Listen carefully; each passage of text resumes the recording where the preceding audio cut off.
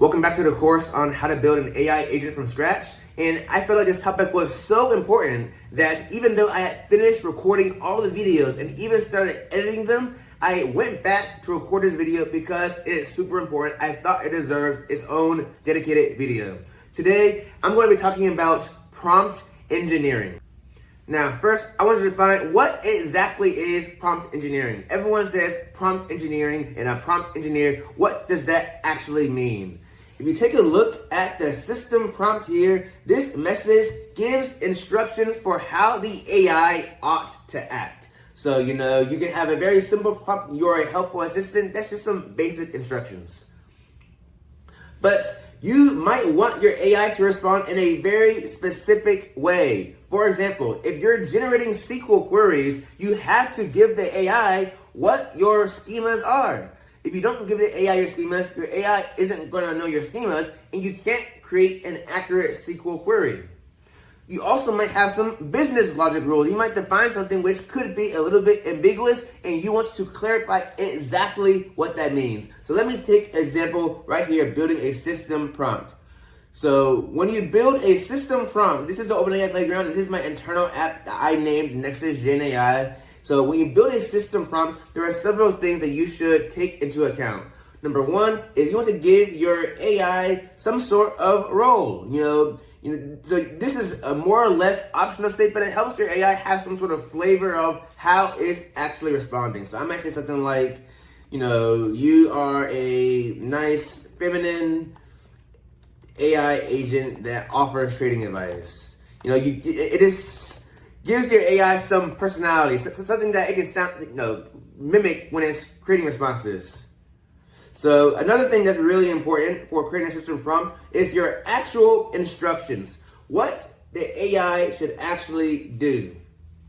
You give it a list of things, the list of constraints that it should follow, the output format, anything that's important for the AI to know before it begins, you want to put it all within the system prompt.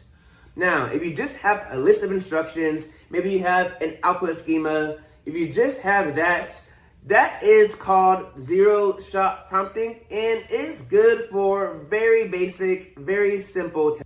However, if you get into some more complex tasks like generating SQL queries, then you'll find that AI isn't usually good enough at generating these queries. You have to give it examples of what a good query looks like and what a bad query looks like. That is the heart of prompt engineering. We call this few-shot prompting. With few-shot prompting, we basically want to give the AI a bunch of examples of things that work and doesn't work. So you can see in this example I have right here, if I click here, these are examples. These are saved within the system prompt, and this formatted for a nice, easily consistency. If you actually go here and you click export, and I'm going to just paste this into a terminal, create a new tab, and you can see this is what the actual system prompt is. It's just a very large, detailed markdown file. You can literally think of it copy, pasting this, putting it into the OpenAI Playground, and putting it right here. This is exactly what it is, and you can see in my examples, I have these same examples within the system prompt and delineated. I just have code to transform this UI into this markdown format. And you notice several things within the system prompt that are really important. So I've mentioned some. One, you notice these examples. Two, I have my AI identity and objective. Three, I have my JSON formats. Four, I have things like my schema. My schema is here and it's injected at runtime. It tells the AI the valid tables I have within my application. And so you want to provide detailed rules. You'll first start with something simple, and then you're just going to iteratively build towards a strong system prompt. And another thing that I really want to emphasize is this system prompt can respond with whatever you want.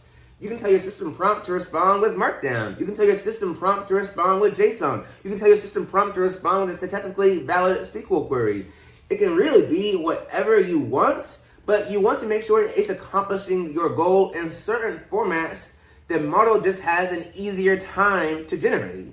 So if you tell your AI to respond with JSON, then it's going to do a lot better job than asking it to respond with some proprietary format nobody has ever heard of. And finally, there are some things that you should keep in mind, like for example, within AI tools, within the APIs, you can ask it to respond with these formats, but also once you create an account and use these APIs, you'll see they have these little helper modules. So you'll see things such as an MCP server. An MCP server is just an external API it's basically telling your AI to respond with a specific JSON so that a JSON object can hit an API. That's more or less kind of what an MCP server is.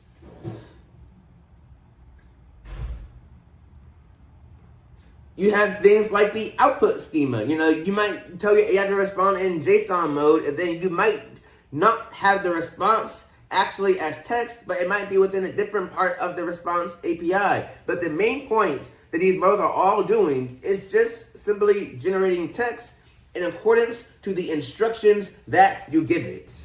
In this next video, I'm going to talk about autonomy, the way to make your AI agent safe while still be able to do things automatically. It is an extremely important part of building production AI agents.